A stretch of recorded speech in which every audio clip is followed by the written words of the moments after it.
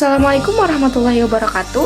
Perkenalkan, nama saya Najma Silmena Husnihak dengan NIM 12320200128. Saya berasal dari kelompok 4, ingin mempresentasikan makalah yang telah kami buat yang berjudul Nilai dan Norma Konstitusional UUD NKRI 1945 dan Konstitusionalitas Ketentuan Perundang-undangan di bawah UUD. Selanjutnya saya akan menjelaskan tentang pengertian konstitusi. Konstitusi ialah suatu dokumen atau seperangkat dokumen yang berisi aturan-aturan dasar untuk menyelenggarakan suatu negara. Secara umum, konstitusi memiliki pengertian seperangkat, aturan, atau hukum baik secara tertulis maupun tidak tertulis yang berisi sebuah ketentuan tentang bagaimana pemerintahan tersebut diatur, dibentuk, dan dijalankan. Sedangkan, jika dilihat secara etimologisnya, konstitusi berasal dari berbagai kata, seperti dalam bahasa Prancis, konstitusi dikenal dengan constituer, dalam bahasa Prancis berarti pembentuk atau pembentukan. Yang dimaksud dengan pembentuk di sini adalah membentuk suatu negara, dengan kata lain bahwa konstitusi mengandung permulaan dari segala peraturan mengenai suatu negara. Apa sih fungsi konstitusi? Yang pertama, untuk membatasi dan mengendalikan kekuasaan penguasa agar dalam menjalankan kekuasaannya tidak sewenang-wenang terhadap rakyatnya. Yang kedua, memberi suatu kerangkai dasar hukum bagi perubahan masyarakat yang akan dicita-citakan. Yang ketiga, dijadikan landasan penyelenggaraan negara menurut suatu sistem ketatanegaraan tertentu yang dijunjung tinggi oleh semua warga negaranya. Yang keempat, menjamin hak-hak asasi warga negaranya. Perlunya konstitusi dalam berbangsa dan bernegara di Indonesia itu apa sih? Suatu negara dijalankan melalui konstitusi sehingga mengakibatkan kedudukan ketatanegaraan dalam suatu negara itu menjadi penting dan strategis. Negara hukum harus menganut konsep konstitusionalisme. Mengapa demikian? Karena konsep konstitusi ini berguna untuk membatasi kekuasaan pemerintah atau penguasa negara dalam membagi kekuasaan negara dan memberi jaminan hak asasi manusia bagi warga negaranya. Di dalam konstitusi ini telah diatur landasan dan prinsip-prinsip dasar penyelenggaraan pemerintahan dan bernegara yang telah disepakati. Oleh karena itu, konstitusi harus menjadi rujukan dalam kehidupan berbangsa dan bernegara. Coba kita bayangkan bagaimana jadinya jika kekuasaan pemerintah tidak dibatasi. Tentu saja penguasa akan memerintah dengan sewenang-wenangnya. Mengapa demikian?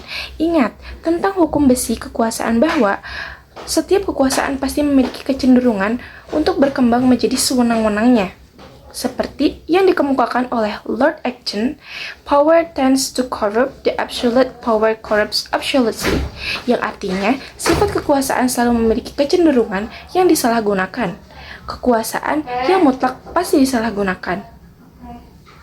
Pembahasan yang terakhir adalah dinamika dan tantangan konstitusi dalam kehidupan berbangsa dan bernegara di Indonesia. Dinamika dan tantangan konstitusi seringkali muncul dalam kehidupan berbangsa dan bernegara di Indonesia.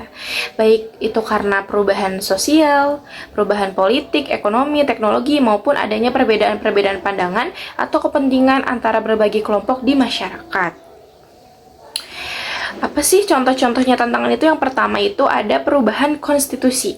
Konstitusi di Indonesia telah mengalami beberapa perubahan sejak pertama kali disahkan pada tahun 1945.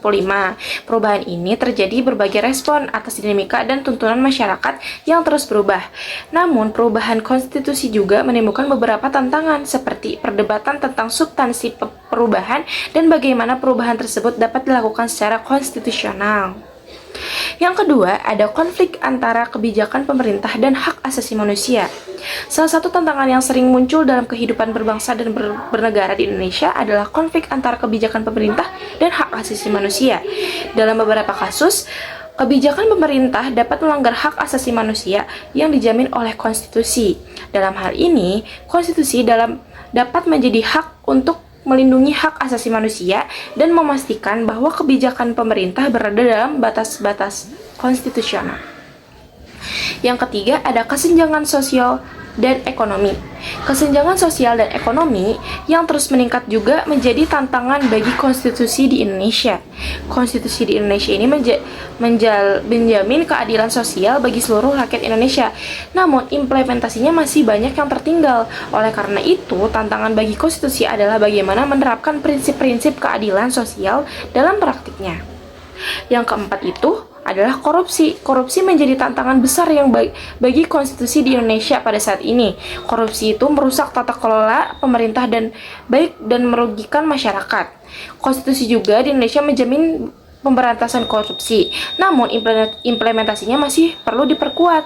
Oleh karena itu, tantangan bagi konstitusi adalah bagaimana memastikan bahwa lembaga-lembaga yang bertanggung jawab dalam pemberantasan korupsi dapat berfungsi secara efektif. Yang kelima ada multikulturalisme. Indonesia adalah negara yang sangat beragam budaya dan beragama. Konstitusi Indonesia menjadi kebebasan beragama dan menghargai keragaman budaya tersebut. Namun, tantangan bagi konstitusi dalam berbagai mengolah perbedaan ini secara harmonis dan adil sehingga tidak menimbulkan konflik dan diskriminasi.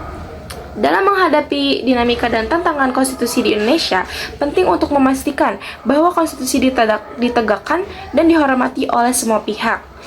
Selain itu, perlu juga dilakukan reformasi konstitusional yang sesuai dengan perkembangan zaman dan tuntutan masyarakat, agar konstitusi dapat terus menjadi pedoman bagi kehidupan berbangsa dan bernegara di Indonesia, dan penting juga untuk memperkuat pemahaman dan kesadaran bagi masyarakat tentang konstitusi dan hak-hak yang dijamin di dalamnya. Hal ini dapat dilakukan melalui pendidikan dan kampanye yang terus-menerus sehingga masyarakat dapat menghargai konstitusi dan mampu melindungi hak-hak yang dijamin oleh konstitusi. Oleh karena itu, peran negara dan masyarakat itu sangat penting karena harus memastikan bahwa konstitusi dihormati dan ditegakkan dengan adil dan transparan. Sementara masyarakat harus memahami dan menghargai konstitusi sebagai hukum dasar yang mengatur kehidupan berbangsa dan bernegara di Indonesia. Dengan demikian, konstitusi dapat menjadi landasan yang kuat bagi kehidupan berbangsa dan bernegara yang adil, demokratis, dan sejahtera di Indonesia.